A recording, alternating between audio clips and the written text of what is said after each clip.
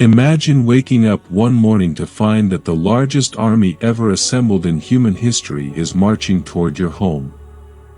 An empire so vast it rules half the known world, stretching from the pyramids of Egypt to the spice markets of India, and they're coming for you, for your small city, for everything you've ever known.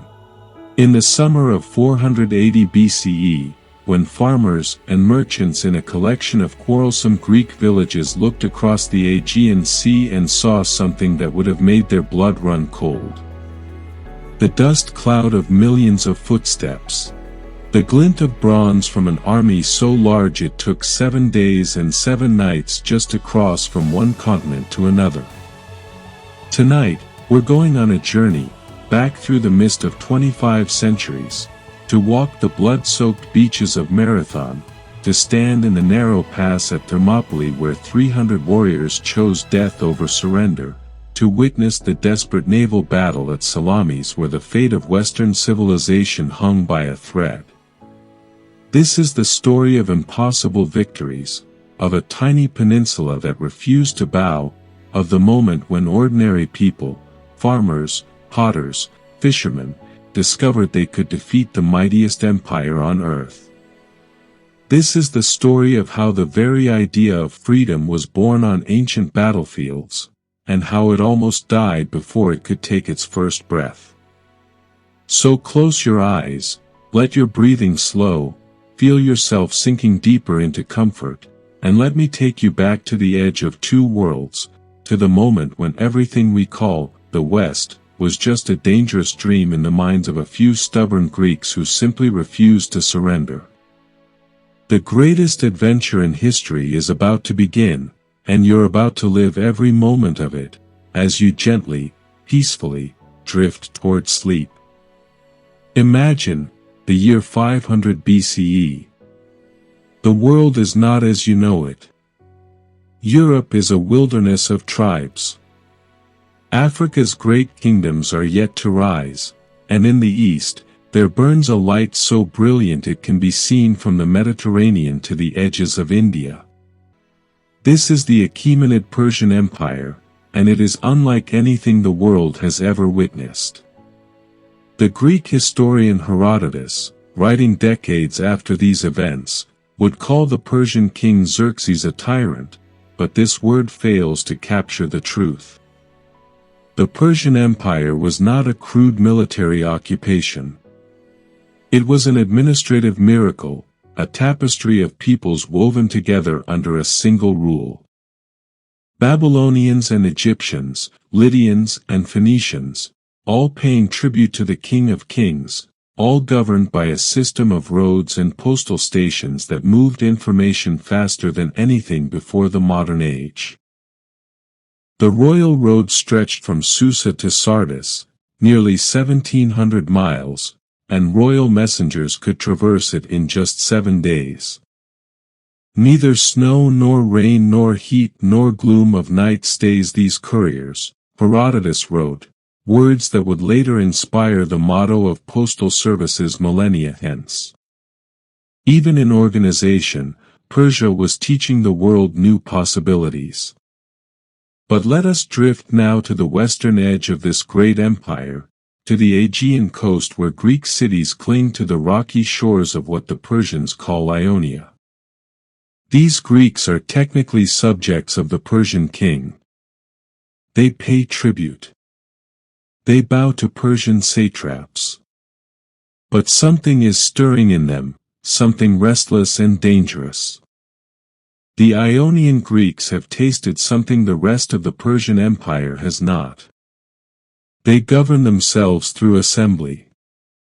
They argue in the agora. Common men, not just aristocrats, have a voice in how their cities are run. It is not yet the democracy that Athens will perfect, but it is the seed of it, and that seed is difficult to kill once planted.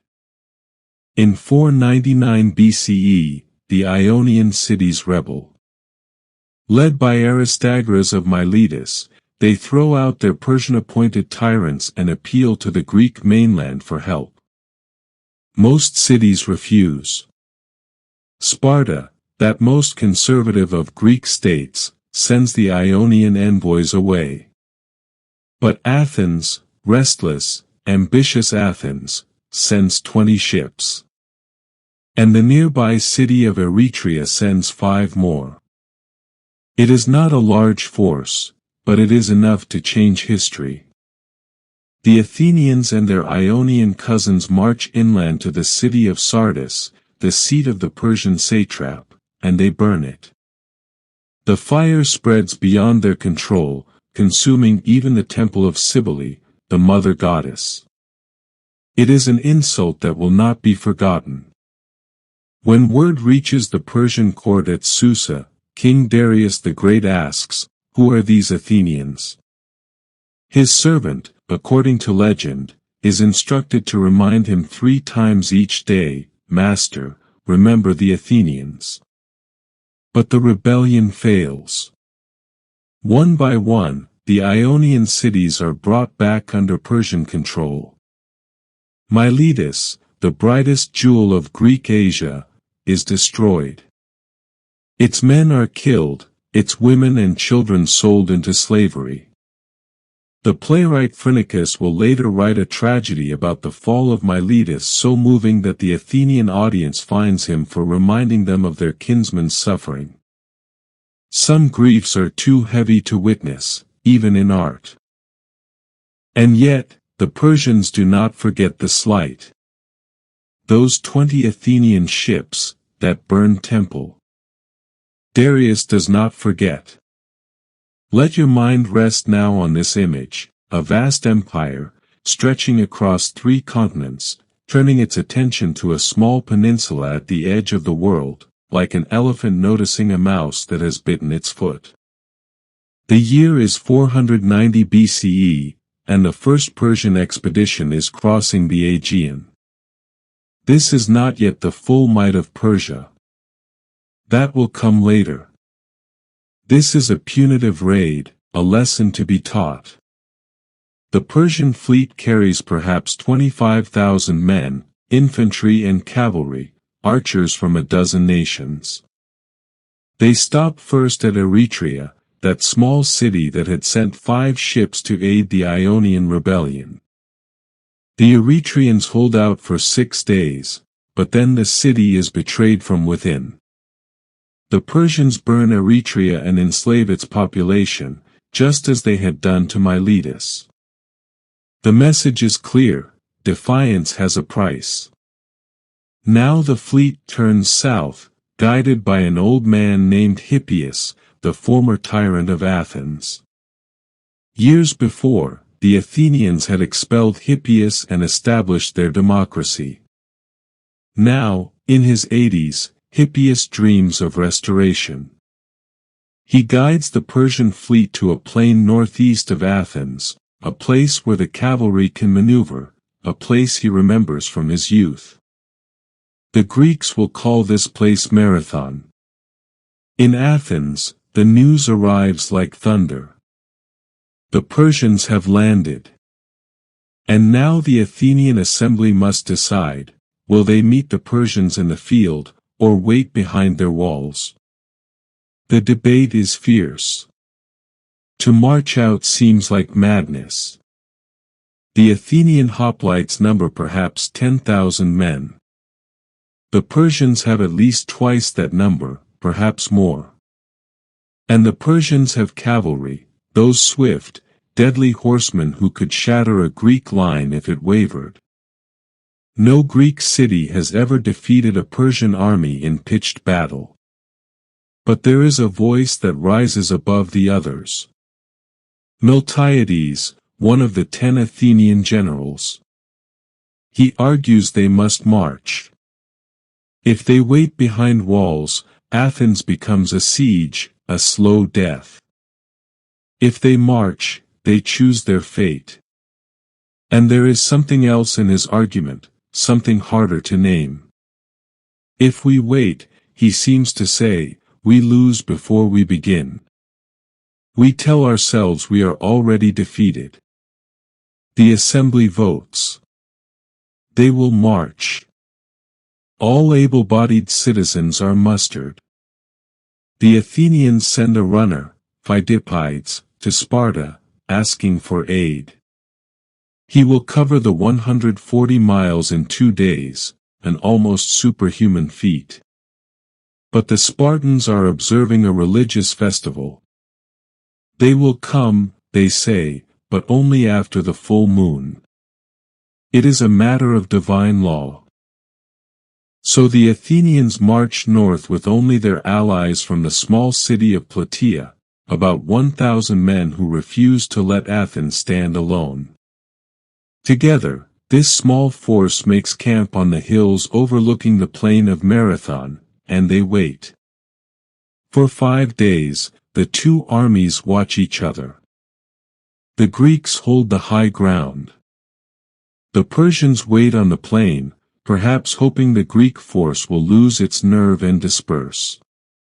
Perhaps the Persian commanders believe the Greeks will not dare attack. After all, no one attacks the army of the great king and survives. But on the 6th day, something changes. Persian intelligence suggests that pro-Persian factions in Athens are ready to betray the city.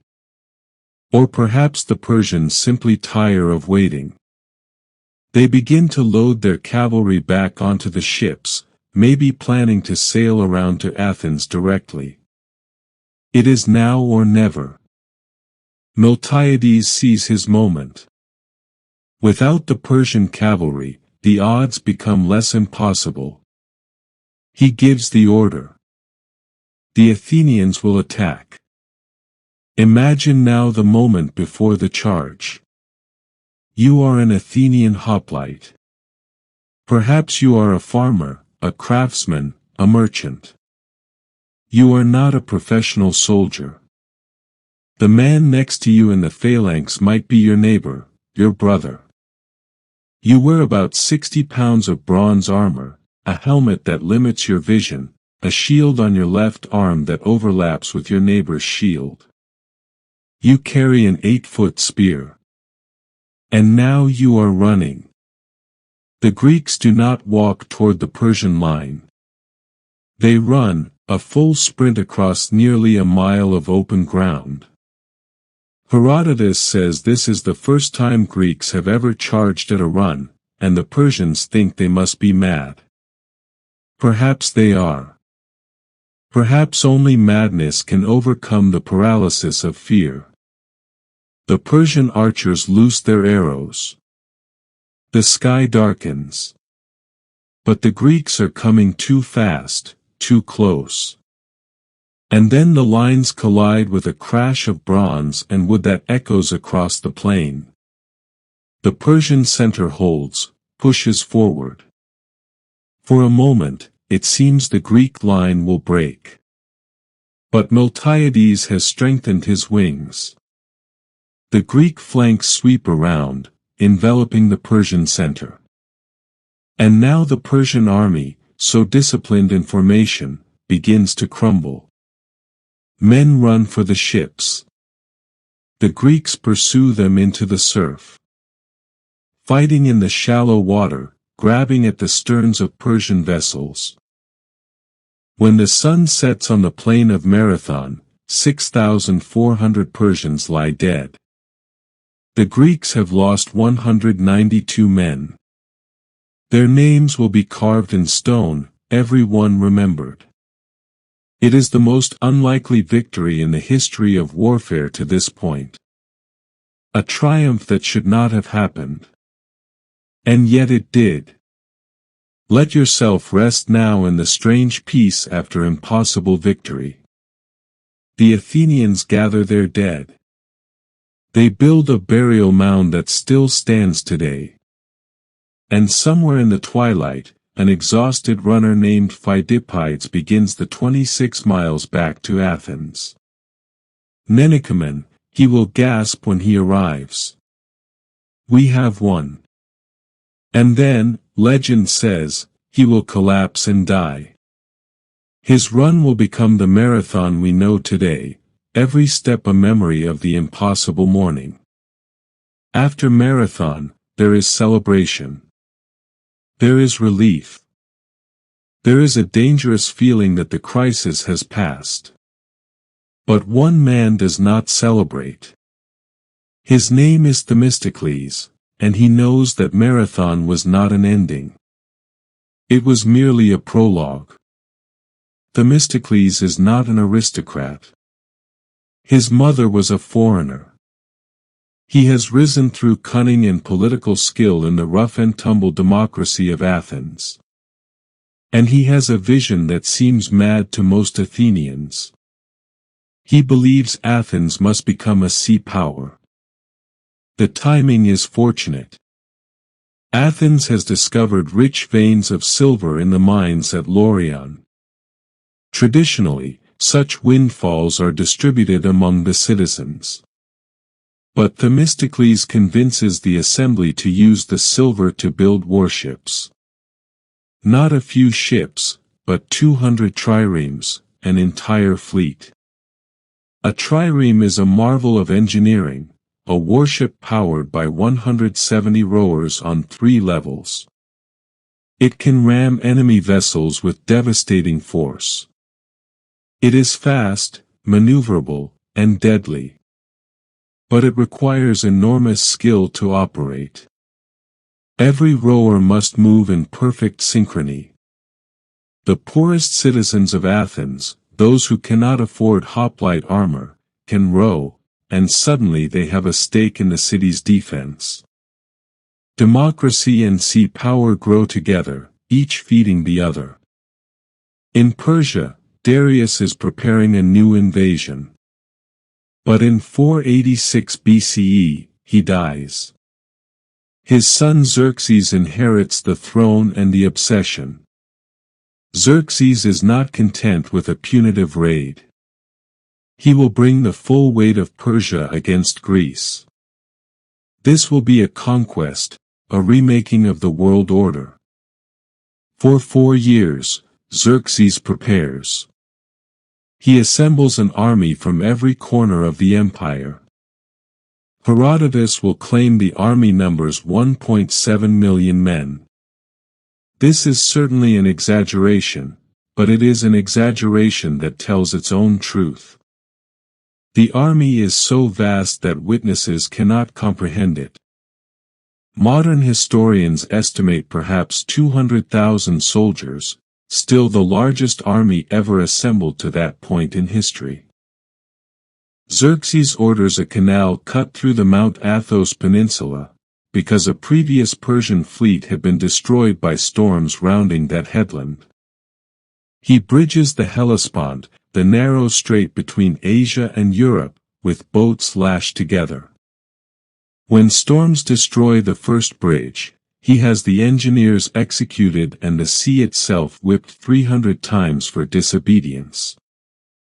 These stories may be Greek propaganda, but they speak to the Persian determination to remake nature itself. In Greece, the word spreads, Xerxes is coming. And this time, there will be no escape.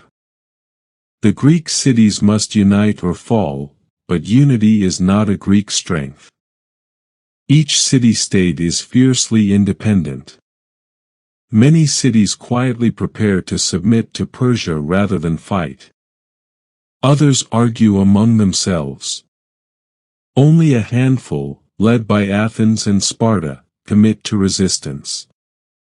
Let your mind drift now across the Greek world in these months of waiting.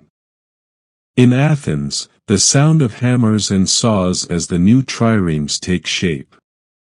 In Sparta, the warriors training in their brutal discipline. And on the roads, messengers running between cities, pleading for unity against the coming storm. The whole peninsula holds its breath, waiting for the spring of 480 BCE, when Xerxes will cross from Asia into Europe, when the largest army the world has ever seen will march west, and history will hold its breath. The spring of 480 BCE arrives, and with it comes Xerxes. His army crosses the Hellespont on the bridge of boats. Herodotus says it takes 7 days and 7 nights for the entire force to cross. The sky is dark with arrows when the archers practice. The earth trembles beneath countless feet. This is the army that conquered Babylon, that rules from Egypt to India, and it is marching toward Greece. The Greeks must choose where to make their stand. The Athenian fleet sails north to Artemisium, to contest the Persian navy. But the army needs time. The decision is made to hold the pass at Thermopylae, the hot gates, a narrow defile between the mountains and the sea. Here, the Persian numbers mean nothing. Here, a small force could hold back a giant, at least for a while. King Leonidas of Sparta leads the Greek force. He brings 300 Spartiates, the full Spartan citizens. These are men in the prime of life, all with sons to carry on their names. This detail is not accidental. Leonidas knows this is likely a one-way journey. He also brings several thousand other Greeks, Perioikoi and Helots from Sparta's subject territories, and allied contingents from other cities. Perhaps 7,000 men in total. They march north and fortify the pass. The old wall is rebuilt. Positions prepared. And then they wait. Let yourself imagine that waiting, knowing that somewhere beyond the horizon, an army is coming that could drink a river dry, that takes days to count as it passes a single point. The Greek soldiers joke, play dice, exercise. Herodotus says the Spartans comb their long hair, preparing themselves. This is their ritual before battle. They will die beautiful. When Xerxes arrives and sees the small Greek force, he cannot believe they mean to fight. He sends a scout who reports that the Spartans are exercising and grooming themselves. Xerxes laughs. He sends a message to Leonidas, "Surrender your arms." Leonidas sends back 2 words, "Molon Labe." Come and take them.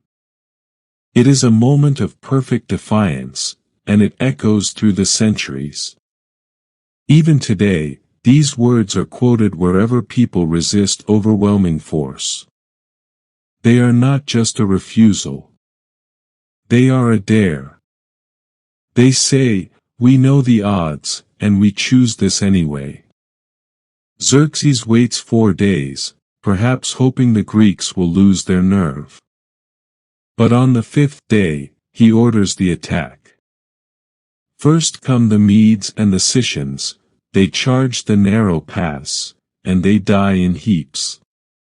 The Greeks fight in rotating shifts, fresh men always at the front.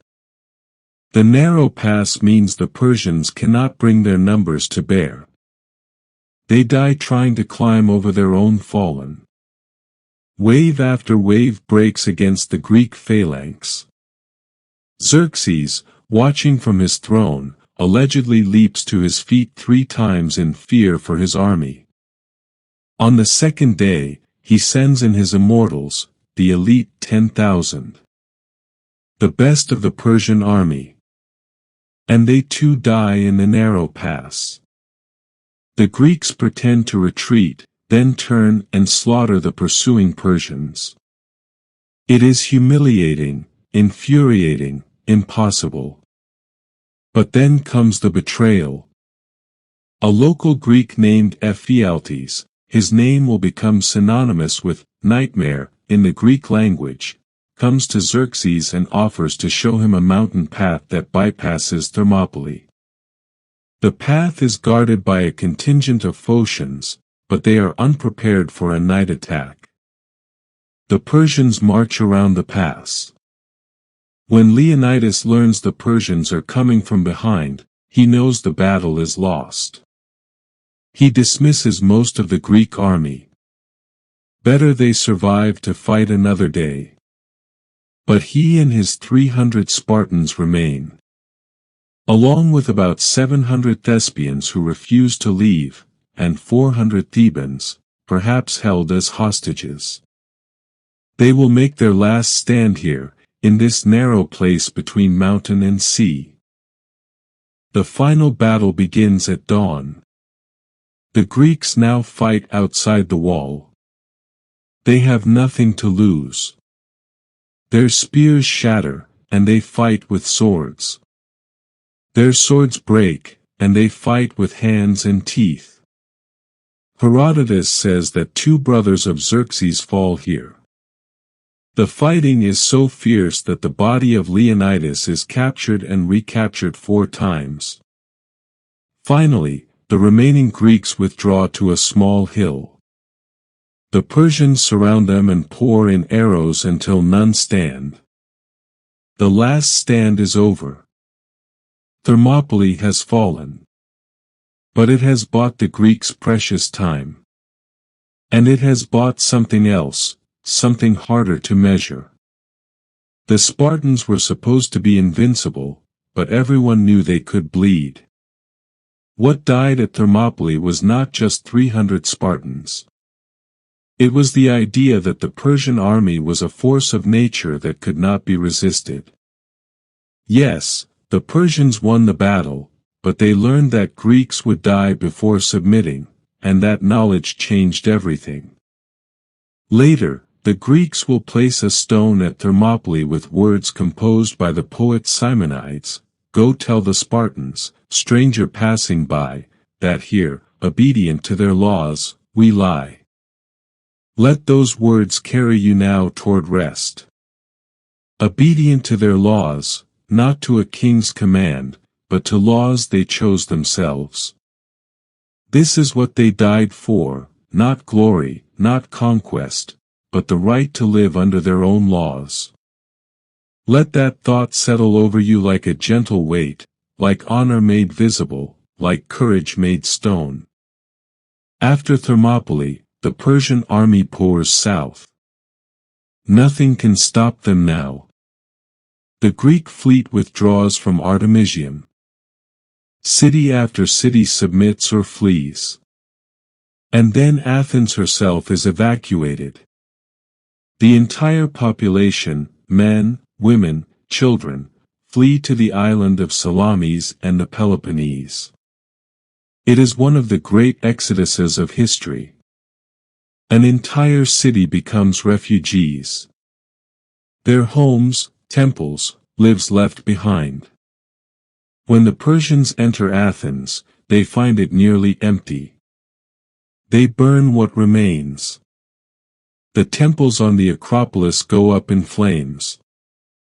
The sacred olive tree of Athena is destroyed. The great city of Marathon is now ash and memory.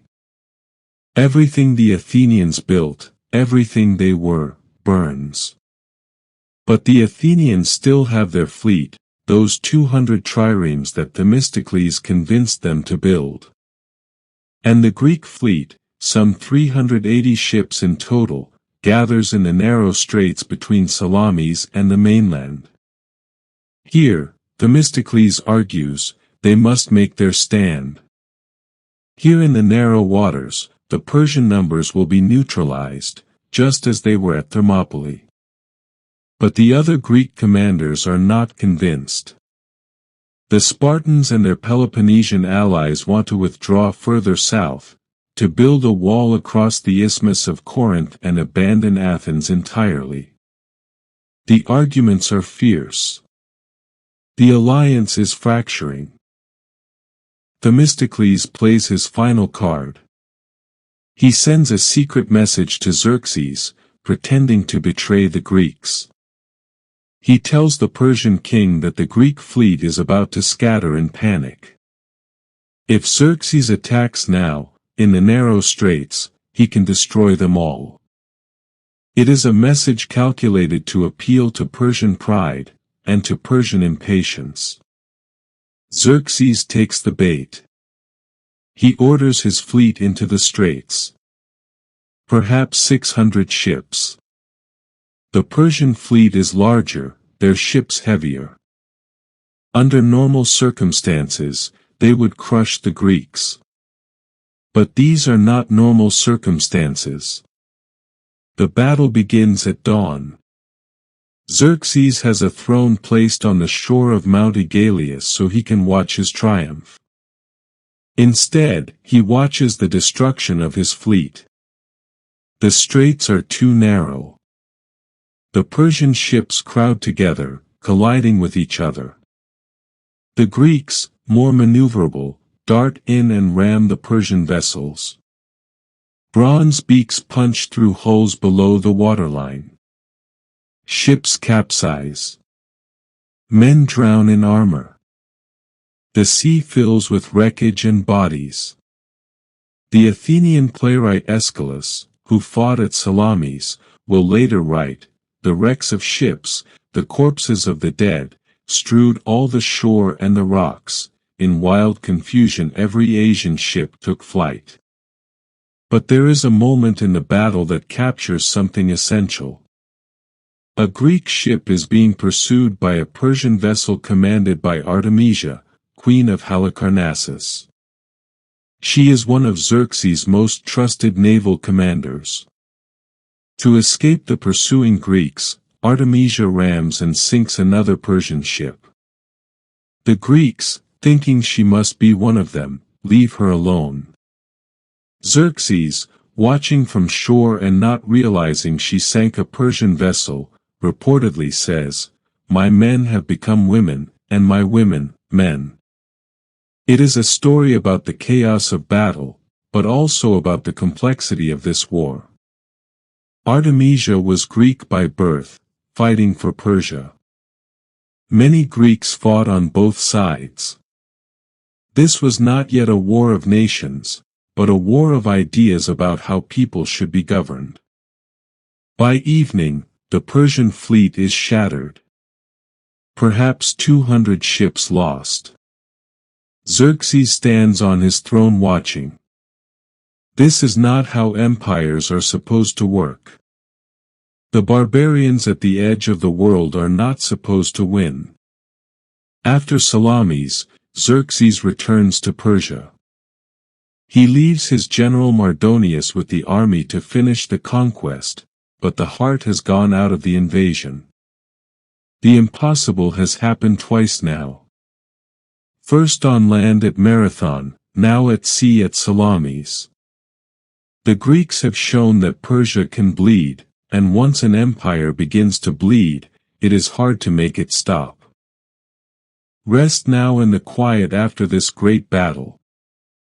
Imagine the straits at sunset, when the fighting has ended. The water is calm again, though filled with wreckage. On Salamis, the Greeks light fires of thanksgiving. They have lost homes, temples, cities, but they have kept something more precious. They have kept the freedom to choose their own destiny.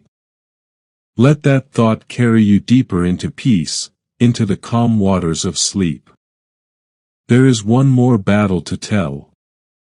The Persians do not give up easily. In the spring of 479 BCE, Mardonius tries again. He occupies Athens a second time. Again the Athenians flee. Again their city burns. The pressure on the Greeks is enormous. Mardonius offers Athens generous terms. Become our ally, and rule Greece with us. The Athenians refuse. Finally, the largest Greek army ever assembled marches north. Perhaps 40,000 hoplites, plus tens of thousands of light infantry. Even the Spartans commit their full force. At Plataea, near the ruins of Thebes, they meet Mardonius and his army. The battle is confused, fierce, desperate. But when it ends, Mardonius is dead, and the Persian army is routed. The survivors flee back to Asia. On the same day, according to legend, the Greek fleet destroys the remaining Persian ships at Mycale on the coast of Asia Minor. The war is not over, it will continue in various forms for decades, but the great invasion is finished. Greece will not become a Persian province. The West will be born. But what did it mean, this victory? The Greeks themselves struggled to understand it. Herodotus, writing a generation later, saw it as a conflict between freedom and despotism. The Persians had to be driven to battle by the whip, he claimed, while the Greeks fought to preserve their liberty. This is too simple, of course. The Persians were not all slaves, and the Greeks were not all free. Sparta's economy ran on enslaved helots.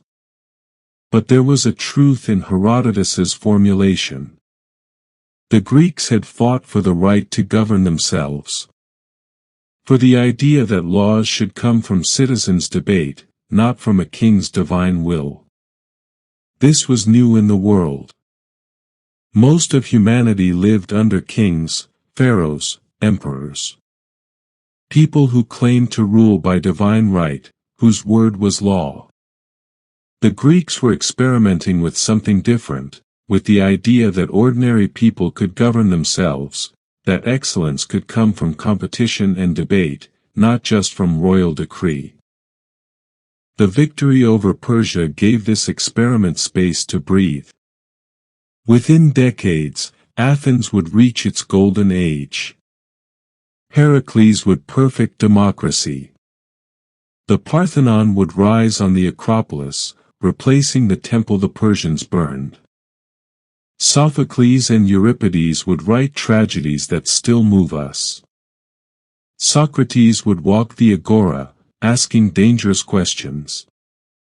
Philosophy, science, history, drama, all would flourish in the century after the Persian Wars. But the victory came at a cost. The alliance that defeated Persia would turn into the Athenian Empire. Athens would become increasingly tyrannical toward its allies. Within 50 years, Athens and Sparta would go to war with each other in the devastating Peloponnesian War that would tear Greece apart.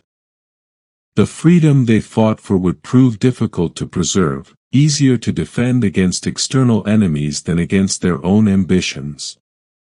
And yet,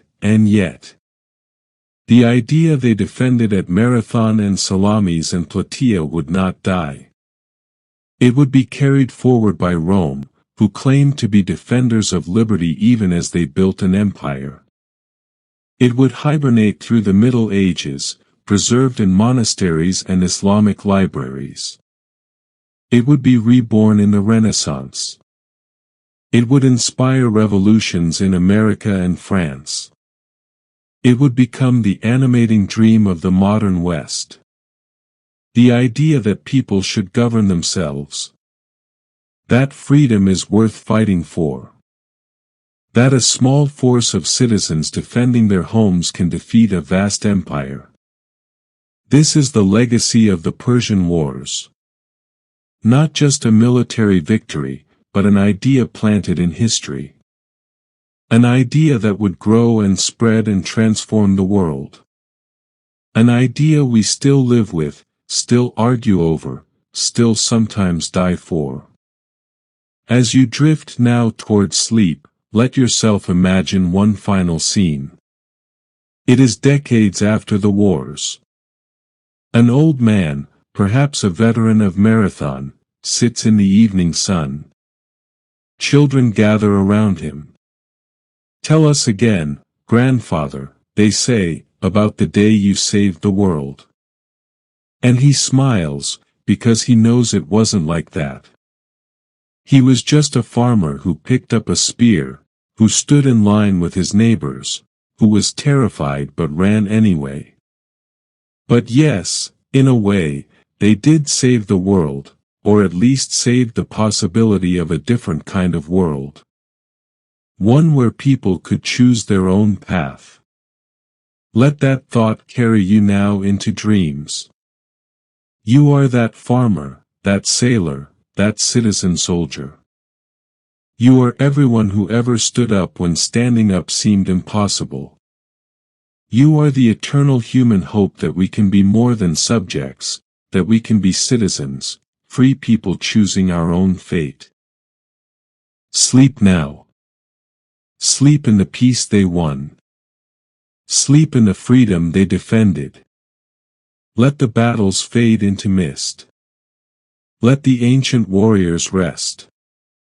Let Marathon and Thermopylae and Salamis become gentle whispers, carrying you softly into sleep, into peace, into the quiet country of dreams. The Persian Wars are over. The West is born. And you are floating now, drifting on calm seas, toward morning, toward the future those ancient people gave us. Sleep well, citizen.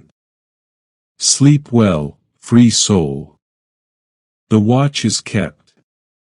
The dawn is coming. But for now, just rest.